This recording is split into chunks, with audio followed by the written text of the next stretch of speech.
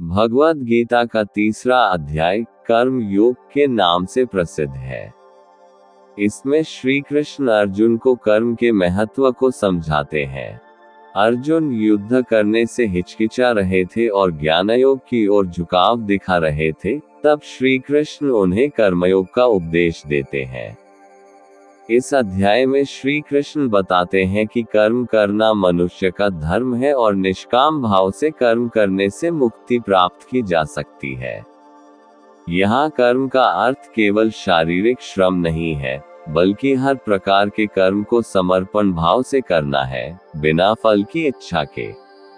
वे समझाते हैं कि केवल ज्ञान प्राप्त करके या संन्यास लेकर मोक्ष नहीं प्राप्त होता, बल्कि जीवन के कर्तव्यों को निभाना और उन्हें ईश्वर को अर्पित करना महत्वपूर्ण है।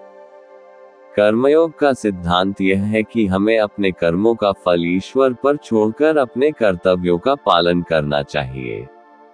श्री कृष्ण कहते हैं कि संसार में कोई भी निष्क्रिय नहीं रह सकता, इसलिए हर किसी को कर्म करना ही पड़ता है, परंतु वह कर्म फल की आकांक्षा के बिना हो, तभी वह मोक्ष का मार्ग बनता है। इस अध्याय में श्री कृष्ण यज्ञ, त्याग और स्वार्थरहित कर्म की महत्ता पर बल देते हैं। वे ये भी कहते हैं कि जो व्यक्ति अपने कर्म को केवल समाज और लोक कल्याण के लिए करता है, वह सच्चे कर्मयोगी कहलाता है। अध्याय 3 कर्म योग, कर्म योग और ज्ञान योग का भेद। अर्जुन उवाच जायसी चेत्कर्मणस्ते मता बुद्धिर्जनार्दन तत्के कर्मणि घोरे मा नियोजयसी केशव। भावार्थ, अर्जुन ने कहा, हे जनार्दन, हे केशव, यदि आप निष्काम कर्म मार्ग की अपेक्षा ज्ञान मार्ग को श्रेष्ठ समझते हैं तो फिर मुझे भयंकर कर्म युद्ध में क्यों लगाना चाहते हैं। व्यामिश्रेणे वाक्येन बुद्धि मोहयसीव में तदेकम वद निश्चित्य येन श्रेयोहमाप्नुयाम। भावार्थ, आप अनेक अर्थ वाले शब्दों से मेरी बुद्धि को मानो मोहित कर रहे हैं, अतः इनमें से मेरे लिए जो एकमात्र श्रेयस्कर हो उसे कृपा करके निश्चय पूर्वक मुझे बताएं, जिससे मैं उस श्रेय को प्राप्त कर सकूं। श्री भगवान उवाच लोकेस्मिन् विविधा निष्ठा पुरा प्रोक्ता मयांग ज्ञानयोगेन साङ्ख्याना कर्मयोगेन योगिनाम। भावार्थ, श्री भगवान ने कहा, हे निष्पाप अर्जुन, इस संसार में आत्म साक्षात्कार की 2 प्रकार की विधियां पहले भी मेरे द्वारा कही गई हैं। ज्ञानियों के लिए ज्ञान मार्ग सांख्य योग और योगियों के लिए निष्काम कर्म मार्ग भक्ति योग नियत है। न कर्मणामनारम्भान्यष्कर्म्यं पुरुषोष्णुते न च संन्यसनादेव सिद्धि समाधिगच्छति। भावार्थ, मनुष्य न तो बिना कर्म किए कर्म बंधनों से मुक्त हो सकता है और न ही कर्मों के त्याग संन्यास मात्र से सफलता सिद्धि को प्राप्त हो सकता है। न हि कश्चित् क्षणमपि जातु तिष्ठत्य कर्मकृत् कार्यते ह्यवशः कर्म सर्वः प्रकृतिजैर्गुणः। भावार्थ, कोई भी मनुष्य किसी भी समय में क्षण मात्र भी कर्म किए बिना नहीं रह सकता है, क्योंकि प्रत्येक मनुष्य प्रकृति से उत्पन्न गुणों द्वारा विवश होकर कर्म करता है। कर्मेंद्रियाणि संयम्य ये आस्ते मनसा स्मरन् इंद्रियार्थान् विमूढ़ात्मा मिथ्याचारः स उच्यते। भावार्थ, जो मनुष्य कर्म इंद्रियों को वश में तो करता है किंतु मन से इंद्रियों के विषयों का चिंतन करता रहता है, मूर्ख जीव मिथ्याचारी कहलाता है। यस्त्वेन्द्रियाणि मनसा नियम्यारभते अर्जुन कर्मेंद्रियैः कर्मयोगं त्यक्तः स विशिष्यते। भावार्थ, हे अर्जुन, जो मनुष्य मन के द्वारा इंद्रियों को वश में करने का प्रयत्न करता है और बिना किसी आसक्ति के कर्म योग निष्काम कर्म योग का आचरण करता है, वही सभी मनुष्यों में अति उत्तम मनुष्य है। नियतं कुरु कर्म त्वं कर्म ज्यायो ह्यकर्मणः शरीरयात्रापि च ते न प्रसिद्धयेत् कर्मणः। भावार्थ, हे अर्जुन, तू अपना नियत कर्तव्य कर्म कर, क्योंकि कर्म न करने की अपेक्षा कर्म करना श्रेष्ठ है। कर्म न करने से तो तेरी यह जीवन यात्रा भी सफल नहीं हो सकती है। यज्ञ की उत्पत्ति का निरूपण। यज्ञार्थात् कर्मण्यन्यत्र लोकोऽयं कर्म बंधनः तदर्थ कर्म कौन्तेय मुक्त संगः समाचर। भावार्थ, यज्ञ की प्रक्रिया ही कर्म है। इस यज्ञ की प्रक्रिया के अतिरिक्त जो भी किया जाता है उससे जन्म मृत्यु रूपी बंधन उत्पन्न होता है। अतः हे कुंती पुत्र, उस यज्ञ की पूर्ति के लिए संग दोष से मुक्त रहकर भली भांति कर्म का आचरण कर। सहयज्ञाः प्रजाः सृष्टा पुरोवाच प्रजापते अनेन प्रस्वेशिध्वमेश वोस्त्विष्ट कामधुक्। भावार्थ, सृष्टि के प्रारंभ में प्रजापति ब्रह्मा ने यज्ञ सहित देवताओं और मनुष्यों को रचकर उनसे कहा कि तुम लोग इस यज्ञ द्वारा सुख समृद्धि को प्राप्त करो और यह यज्ञ तुम लोगों की इष्ट परमात्मा संबंधित कामना की पूर्ति करेगा। देवान् भावयतानेन ते देवा भावयन्तु वः परस्पर भावयन्तः श्रेयः परम वाप्स्यथ। भावार्थ, इस यज्ञ द्वारा देवताओं की उन्नति करो और वे देवता तुम लोगों की उन्नति करेंगे। इस तरह एक दूसरे की उन्नति करते हुए तुम लोग परम कल्याण परमात्मा को प्राप्त हो जाओगे। इष्टान भोगान ही वो देवा दास्यन्ते यज्ञ भाविता तैर्दतान प्रदायैभ्यो यो भुङ्क्तेस्तेन एव सः।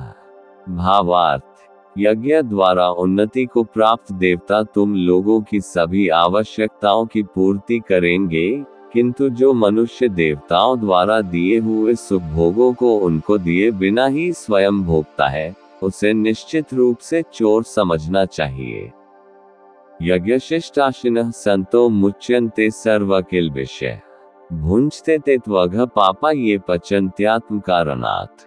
भावार्थ, यज्ञ से बचे हुए अन्न को खाने वाले भक्त सब पापों से मुक्त हो जाते हैं, किंतु अन्य लोग जो अपने इंद्रिय सुख के लिए ही भोजन पकाते हैं वे तो पाप ही खाते हैं। अन्नाद् भवन्ति भूतानि पर्जन्यादन्न संभवः यज्ञाद् भवति पर्जन्यो यज्ञः कर्मसमुद्भवः। भावार्थ, सभी प्राणी अन्न से उत्पन्न होते हैं। अन्न की उत्पत्ति वर्षा से होती है, वर्षा की उत्पत्ति यज्ञ संपन्न करने से होती है और यज्ञ की उत्पत्ति नियत कर्म वेद की आज्ञानुसार कर्म के करने से होती है। कर्म ब्रह्मोद्भव विद्धि ब्रह्माक्षरस्मोद्भवम् तस्मात् सर्वगतम ब्रह्म नित्यम यज्ञे प्रतिष्ठितम्। भावार्थ, नियत कर्मों का विधान वेद में निहित है और वेद को शब्द रूप से अविनाशी परमात्मा से साक्षात उत्पन्न समझना चाहिए। इसलिए सर्वव्यापी परमात्मा ब्रह्म रूप में यज्ञ में सदा स्थित रहता है। एवं प्रवर्ते चक्रम नानुवर्तयति यः अघायुरिन्द्रिय रामो मोघ पार्थ स जीवति। भावार्थ, हे पृथापुत्र, जो मनुष्य जीवन में इस प्रकार वेदों द्वारा स्थापित यज्ञ चक्र नियत कर्म का अनुसरण नहीं करता है, वह निश्चय ही पाप में जीवन व्यतीत करता है। मनुष्य इंद्रियों की तुष्टि के लिए व्यर्थ ही जीता है। नियत कर्म का निरूपण। यस्त्वात्मरतिरेव स्यादात्मतृप्ताश्च मानवः आत्मन्येव च संतुष्टस्तस्य कार्यम न विद्यते। भावार्थ, परंतु जो मनुष्य आत्मा में ही आनंद प्राप्त कर लेता है तथा वह अपनी आत्मा में ही पूर्ण संतुष्ट रहता है, उसके लिए कोई नियत कर्म कर्तव्य शेष नहीं रहता है। संजय उवाच नैव तस्य कृतेनार्थो नाकृतेने कश्चन न चास्य सर्वभूतेषु कश्चिदर्थ विपाश्रयः। भावार्थ, उस महापुरुष के लिए इस संसार में न तो कर्तव्य कर्म करने की आवश्यकता रह जाती है और न ही कर्म को न करने का कोई कारण ही रहता है तथा उसे समस्त प्राणियों में से किसी पर निर्भर रहने की आवश्यकता नहीं रहती है। तस्मात्तः सततम कार्यम कर्म समाचर असक्तो ह्याचरन् कर्म परमाप्नोति पुरुषः। भावार्थ, अतः कर्म फल में आसक्त हुए बिना मनुष्य को अपना कर्तव्य समझकर कर्म करते रहना चाहिए, क्योंकि अनासक्त भाव से निरंतर कर्तव्य कर्म करने से मनुष्य को एक दिन परमात्मा की प्राप्ति हो जाती है।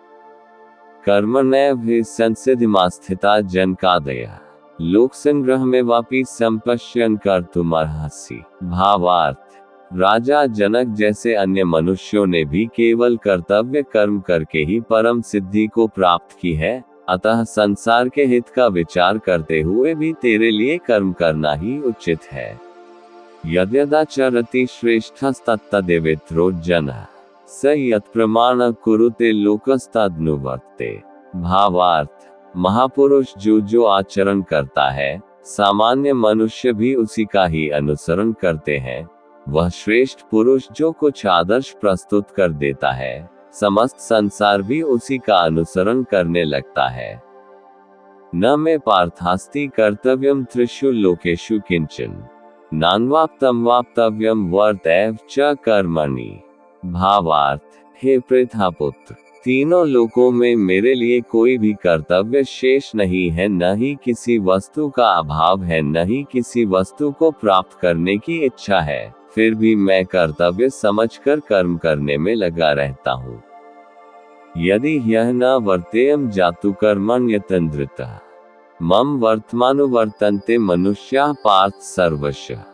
भावार्थ, हे पार्थ, यदि मैं नियत कर्मों को सावधानी पूर्वक न करूं तो यह निश्चित है कि सभी मनुष्य मेरे ही मार्ग का ही अनुगमन करेंगे।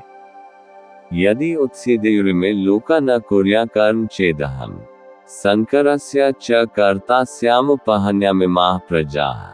भावार्थ, इसलिए यदि मैं कर्तव्य समझकर कर्म न करूं तो ये सभी लोग भ्रष्ट हो जाएंगे, तब मैं अवांछित सृष्टि की उत्पत्ति का कारण हो जाऊंगा और इस प्रकार समस्त प्राणियों को नष्ट करने वाला बन जाऊंगा। ज्ञानी और अज्ञानी के कर्म सक्ताः कर्मण्य विद्वांसो यथा कुर्वन्ति भारत कुर्याद् विद्वांस तथा सक्तश्चिकीर्षुर् लोकसंग्रहम्। भावार्थ, हे भरतवंशी, जिस प्रकार अज्ञानी मनुष्य फल की इच्छा से कार्य सकोम कर्म करते हैं, उसी प्रकार विद्वान मनुष्य को फल की इच्छा के बिना संसार के कल्याण के लिए कार्य करना चाहिए। न बुद्धि भेदम जनेद ज्ञाना कर्मसदिगनाम जोशेत सर्वकर्माणि विद्वान युक्तः समाचरण। भावार्थ, विद्वान महापुरुष को चाहिए कि वह फल की इच्छा वाले सकोम कर्मी अज्ञानी मनुष्यों को कर्म करने से रोके नहीं, जिससे उनकी बुद्धि भ्रमित न हो, बल्कि स्वयं कर्तव्य कर्म को भली प्रकार से करता हुआ उनसे भी भली भांति कराते रहना चाहिए। प्रकृते क्रियमाणानि गुणैः कर्माणि सर्वशः अहंकार विमूढ़ात्मा कर्ता हमिति मान्यते। भावार्थ, जन्म से लेकर मृत्यु तक के सभी कर्म प्रकृति के गुणों के द्वारा संपन्न किए जाते हैं। अहंकार के प्रभाव से मोहग्रस्त होकर अज्ञानी मनुष्य स्वयं को कर्ता मानने लगता है। तत्त्ववित्तु महाबाहो गुण कर्म विभागयोः गुणा गुणेषु वर्तन्ते इति मत्वा न सज्जते। भावार्थ, परंतु हे महाबाहु, परमतत्व को जानने वाला महापुरुष इंद्रियों को और इंद्रियों की क्रियाशीलता को प्रकृति के गुणों के द्वारा करता हुआ मानकर कभी उनमें आसक्त नहीं होता है। प्रकृतिर्गुण सम्मूढ़ाः सज्जन्ते गुण कर्मसु तान् कृत्स्नविदो मंदान् कृत्स्नविन् विचाल्येत। भावार्थ, माया के प्रभाव से मोहग्रस्त हुए मनुष्य सांसारिक कर्मों के प्रति आसक्त होकर कर्म में लग जाते हैं। अतः पूर्ण ज्ञानी मनुष्य को चाहिए कि वह उन मंदबुद्धि सकोम कर्मी वालों को विचलित न करे।